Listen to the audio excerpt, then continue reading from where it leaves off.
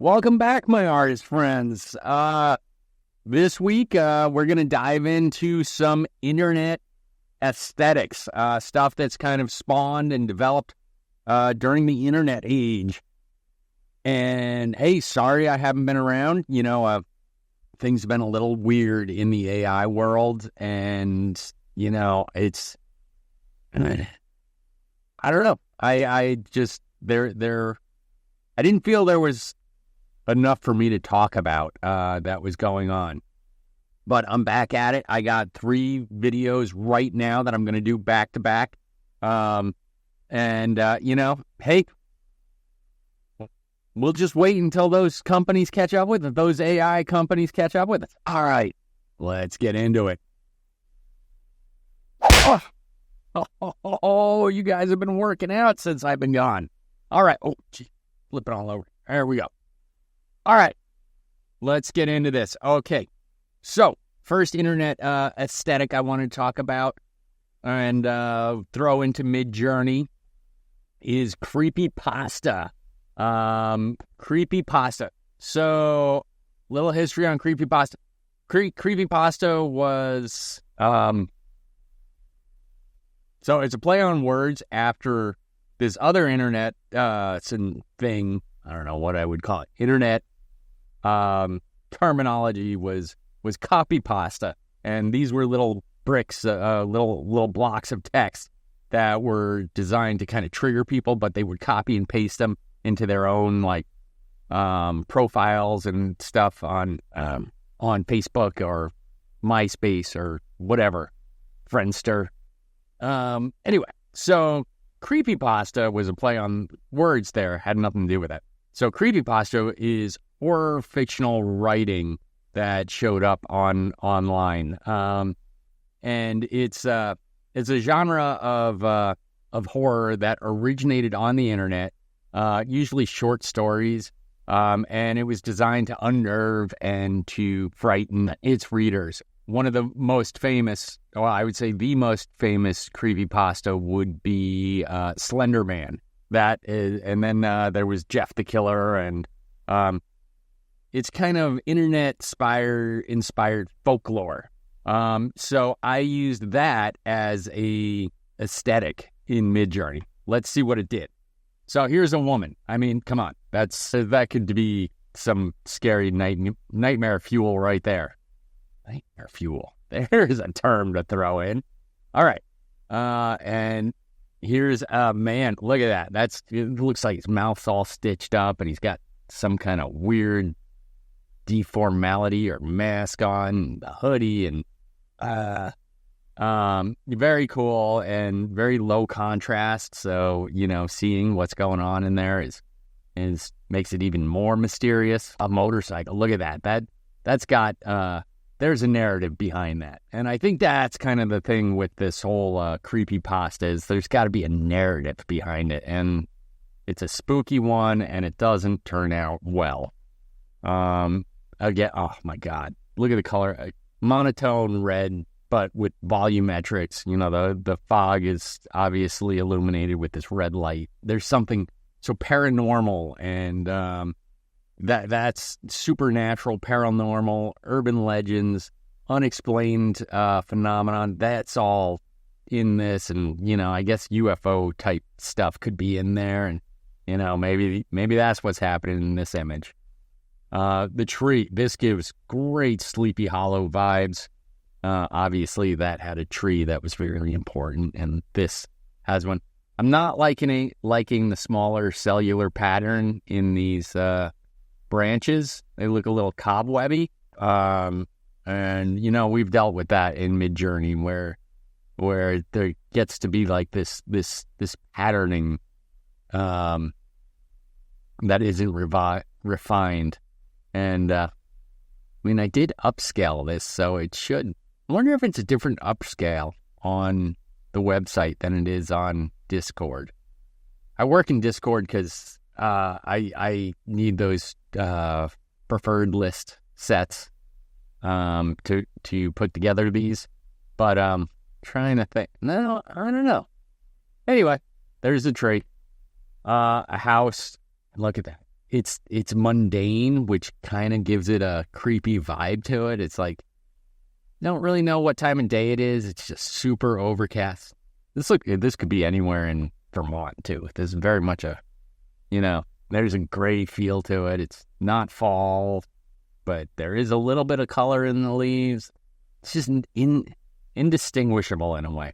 But anyway, it's, in this abandoned house, there's got to be stories there. Like, why isn't anyone there anymore? That's kind of what this creepypasta like builds off of. And the burger. I mean, that looks like some kind of like motor oil on the burger, but it's weird. I'm really surprised that with food, having a food item, that MIDJOURNEY didn't actually create pasta. But that's pretty cool. I mean, it's gross. And the skull, I love when we can see brush strokes and constructive, the construction of an image, and it's not as refined. It's sketchy. It's gritty. I love that. And this a cool color palette, just awesome. Creepypasta. There's a story in that skull. I mean, that could be used for so many different things, but there's a story. And here's our octopus. His tentacles are not anatomically correct. Some are coming in on each other, and it looks like there's a whole nother octopus underneath him or her. But, the glowing eyes, the color palette, it all gives to this weird, just uneasy feel. It's not a happy octopus. Another octopus. Same thing. Anatomically, it's a little off, but, you could always rework it, get some versions out of it until you got it right. But it's cool. It looks menacing is what it is. All right, that's creepypasta. Throw that in your prompt. All right, this next internet aesthetic is something you guys, it's more current, kind of popped up in 2019, I think. I mean, it's been around before the internet and everything, but it became very popular on the internet around 2019, and I'll get into that. The term is liminal space. Liminal means threshold. That's it. So these are spaces, transitional spaces, typically hallways or parking lots or abandoned buildings, abandoned office buildings. This became very popular back in 2019 with the back rooms. If you haven't heard about this, it was right around the whole COVID thing, and people are still going nuts, like trying to locate these spaces that are very, how to put it, they're almost dreamlike. They're very they're designed not to be distinct. Backrooms is a great, look that up on YouTube. There's great videos on it, and you can kind of get a feel what liminal spaces are. It's an aesthetic I really like, and I think I was even exploring it before I even knew like the terminology of it. If you want to look at movies that have liminal spaces explored in them, The Shining is a great one, because you have this big, it's these spaces that should be filled with humans, and they're voluminous spaces, but there are no humans in it, and that's what makes it creepy. It makes it unsettling. The Shining's a great one because you have this big overlook hotel, and but it's only got one family in it. So all like the grand entranceway, when it's empty and he's typing there and there's just space around, like space can make you uneasy, or the hallways, on the big wheel, and obviously the twins show up, but it's just this feeling like, how do you put this? It's like nobody's there, people should be there, but they're not there. But if somebody shows up, it's going to be really weird. And it's this very dynamic thing. Anyway, liminal spaces, check it out. The Shining is just a great, these bathrooms that are very big and Art Deco, and it just should have some life to it, and it doesn't, and that makes it unsettling. So I put liminal spaces in my prompt. Where is my clicker? Here's a burger, and why that bun is levitating, I don't know. One of the things, liminal spaces right now seem to focus on the 1980s, and it might be, kind of like the fall of shopping malls. Now there's a lot of abandoned shopping malls, which kind of make them into liminal spaces. Like, that's a great liminal space. Like, that's another thing. Like, zombie movies explore liminal spaces. Like Dawn of the Dead, you have a whole shopping mall to yourself. You need to get into it. Okay, so here's a burger. And I say that it's focused on the 80s right now because we kind of get this neon palette in here. And here's an interesting forest. You have this vast mossy ground, and then this space between that and the canopy is interesting. It's a space. It's confined, but it's a liminal space. So normally when I put house in, I get the exterior of a house. So very interesting that I get this interior. But again, that's kind of liminal spaces, and very Escher-esque with these like stairs going up and disjointed loft, and there's light coming in, but we can't see the source. And then there's another surface. There's a lot of surfaces around that are playing with this that make it interesting, but not distinct because it's all cement. Definitely a liminal space here. And here's a man, and they put him in a liminal space. Like, this feels like it should have more people. It's the volume to have a lot of people. And liminal spaces can make you feel small because they're kind of vast and they should be full of people, but they're not. Motorcycle, same thing, like this empty road tunnel with infinity. Infinity's kind of like this play in liminal spaces too. It's interesting. Our octopus, look at that. He's like some underwater city, which I guess nobody's in, so that kind of makes it a liminal space, and he's all right with it. It's his place now. The tree. I like this one. This got that direct top-down lighting. Makes it feel like with the volumetric fog. Makes it look like a UFO is about to suck that thing right up. Take it back. E.T. is taking it. He was a botanist, so he's going to take that tree back. This is great. This reminds me of the liminal spaces used in American Werewolf in London. When the guy is running through as the Brits would call it, the tube, or what we would call the subway, this definitely gives that feeling. And in if you've seen the movie, it's late at night and he's coming home and there's just nobody in there, and that's the uneasy feeling. Of course, the werewolf's in him, but you don't see the werewolf. You just see him in this kind of liminal space, this transitional space, trying to get away, trying to get out of the transition. So that's what liminal space is. It's this in-between area. So for him to live, he needs to get to through the threshold. He doesn't. Sorry if that's a spoiler. All right, liminal space. Put that in your prompt. All right, this next one I threw in there because it's kind of popular now with the Fallout series. And it's nuclear suburbia. And this is kind of this feel of American suburbia, ideal mid-century suburbia with manicured lawns and picket fences and all that have just, that either have the threat of nuclear annihilation or fallout from a previous nuclear annihilation. And of course, if you've seen the TV series Fallout or played games, you kind of know the feeling that we're for here. It's like future. It's weird because it has this feeling of optimistic future that never happened.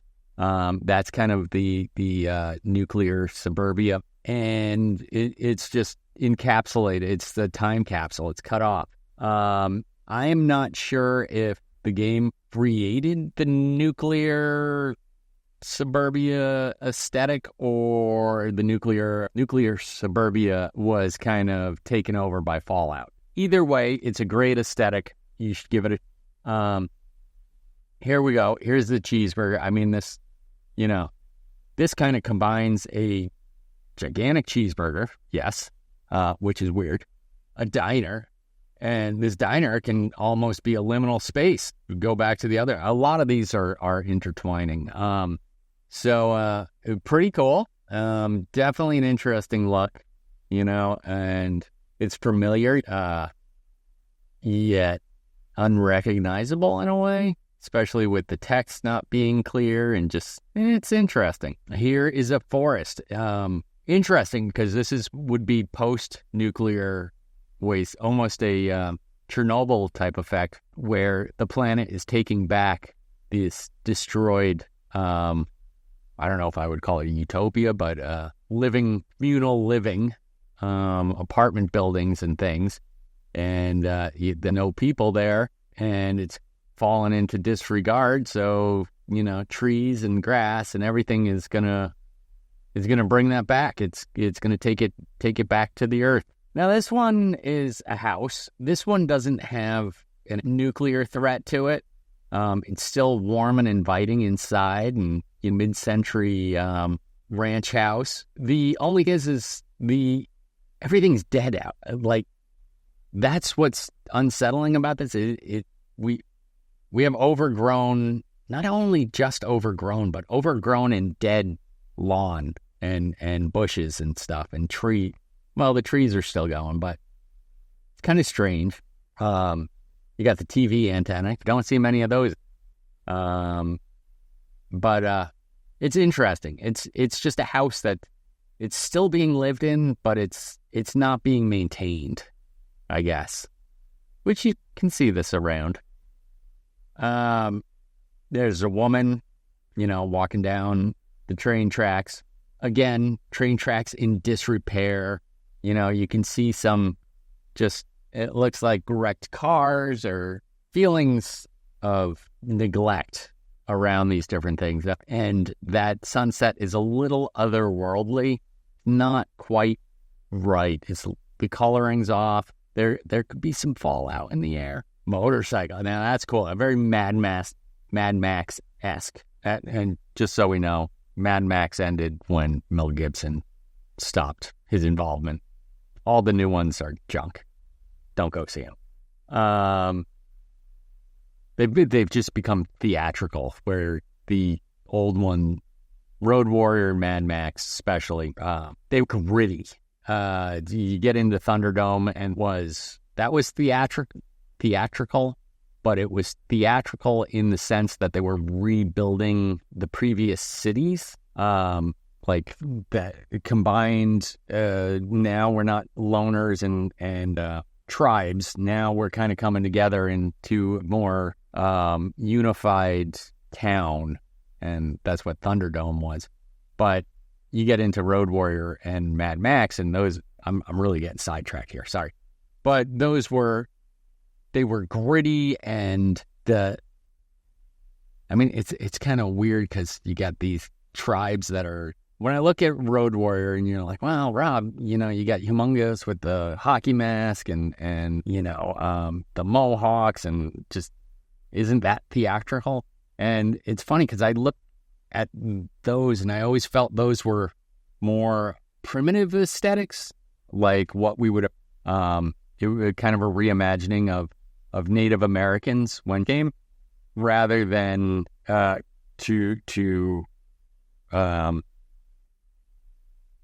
for theatric sake, which the new ones are more in tune with. Anyway, I totally get this. Darn it. I got to start a podcast, and I'm talking to somebody about it.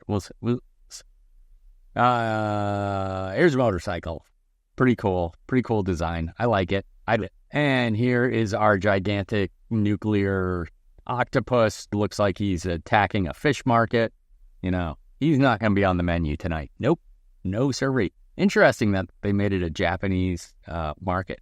Very much, I have a Godzilla feel here. I love this one. Oh my God. Look at that. That is just A porous skull, you can just imagine like the person, they did not have a good end. The end of their story was not happy. The detail in that, it is just phenomenal. I love this. I love it. Love, love, love, love, love. Is that my thumbnail? We'll see. And the tree. So this, again, we're looking at something that, whatever this paved area, storage, bus transport, I don't know.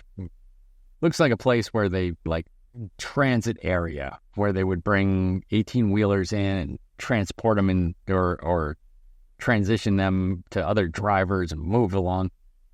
But, the feel of this is like that concrete is cracked and these bushes and trees have sparked up. So there's nobody around. Like, this isn't maintained. This is fallen into disrepair and pretty. And the one, look at that. This is got kind of a collage feel to it. I'm getting like version 3 vibe, like MIDJOURNEY version 3 vibe, but with a more polished character. And I like that. I like it.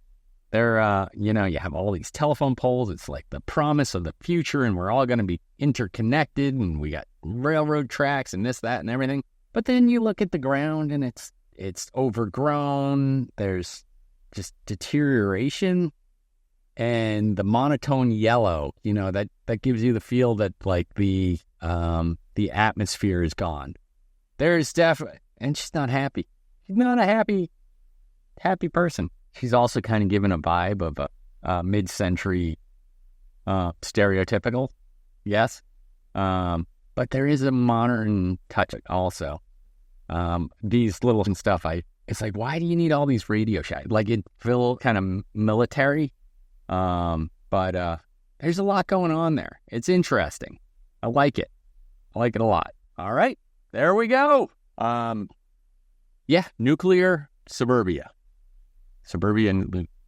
Nuclear Suburbia. All right, try it out. All right, so this next one is, so honestly, it's kind of just, it's a descriptive word, but it is used so much, and I blame movie critics, because they like to throw this word around, but it's also become an internet, like, intensifier. Yeah, that's a word. Sure. And the word is visceral, and it means to feel something deeply and instinctually. So visceral. We're trying to get visceral imagery, and that means it's going to, we should have a physical response to it almost, or a strong emotional response to these images. So this first one, I have a visceral response to the amount of ketchup. So you're getting a visceral response. One, there's way too much ketchup, but again, I think it's also like ketchup, and the way it's all over this burger, can be symbolic of blood, of course. And that's why we're kind of getting this visceral cheeseburger. We know it's ketchup, but it's also just splattered like a crime scene type of thing. So you get this visceral response to that image. All right, so our forest, I like this one. This is almost like a calming visceral, because it has like that just beautiful palette of teal and orange, which we all strive for when we're making YouTube content. It's like the most popular color palette there is. But this is very calm, peaceful, complementary, very interesting. I guess you can have a positive visceral feeling. And a house. This house, this reminds me of Scotland. If you've ever been to Scotland, this reminds me of Scotland. And I can almost feel this environment. It's cold, it's damp, it's very, it's harsh. It's a harsh environment. But to contrast that, you have this very inviting light inside of this house. So that's interesting. And the house is completely lit up. All the windows are lit, even up in the attic. So you kind of have this welcoming feeling, but you're also in this visceral, harsh environment at dusk. And it's only going to get colder and wetter and nastier. Here's a man. So this is interesting. It's not over the head. It's not banging you over the head with viscerality. I just make stuff up. I do. I just make it up. And it's probably because there's low contrast between him and the background. But the haphazardness and looseness of this makes it kind of a visceral, like, reflection on the audience. You know, it's really about what the audience brings to it and what they see in it. It's like a Rorschach test. The motorcycle. So this is visceral because, you know, if you have that amount, where am I going here? Ooh. You have that amount of rust on a motorcycle. Like, the response I have to this image is I would just feel that, like, dusty metal when I touch it. And it would be on me and it just wouldn't be comfortable. That's kind of the visceral feel we're getting from this guy. Very cool, though. Very cool design. And the octopus. You know, on this one, obviously you just have this polluted type color palette, yellows and browns and greens. But the viscerality, again, comes from like that cracked skin and the subsurface scattering of just like this thinness to this octopus. Very, very interesting.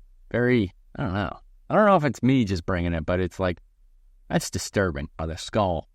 So obviously there's deformation in this skull, which makes it unsettling. The other thing is that it's in this environment that has been neglected, but at one time, I think it was clinical. It was institutional. And maybe that's the white walls and just kind of gives you that hospital vibe. Yet the skull is damaged. And, you know, you look at that and you have to think, well, is that post-mortem that it was damaged, or was that just an awful existence? Visceral. And then liquid on it. Yeah. Oh, there. Have you ever heard that? It's like, want to know unsettling facts. And one of them always comes up as an unsettling fact is that our bones are wet. I don't know if that creeps you out. Here's a tree. Very cool color palette. I love the swirly atmosphere and the distinct sun. You get a cool teal lighting on the trunk of that tree. I'm seeing some bad patterning though in this branches and things. I'm not liking that. When it gets into this tighter, this comes and goes in MIDJOURNEY. I don't like it. Don't like it at all. Maybe an upscale could fix that. Oh, now that's a visceral. That is visceral. Here's a woman, and it's painterly, it's demonic, it's disturbing because it's painted over her eyes and her hair, and I don't even want to say painted. We don't know what's going on there. But then, and it's in her nostrils, it's like almost penetrating, but she almost has no reaction to it in her pose and in her expression. Very nonchalant, but it's interesting. That is cool. I mean, come on, that's cool, right? This is like going to a museum. Sometimes I just sit here and I'm just like, and to think like AI came up with this. It's wow. All right. So that's a woman, visceral. Oh, that's it. All right, visceral. Put that in your prompt. I guarantee you're going to get some cool stuff. And this woman, this is wild. I like that. All right, visceral. All right, thank you for joining me this week. Sorry I've been gone. It's, as I say, like the AI world, AI art generation has just been in a weird place for the past few months and weeks. And I don't know. I don't want to just repeat what other creators are making, and I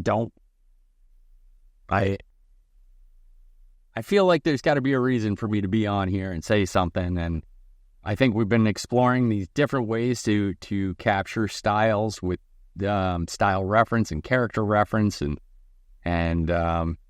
image prompting, and it gives you so many options of not exploring terminology and vocabulary to throw into the prompts.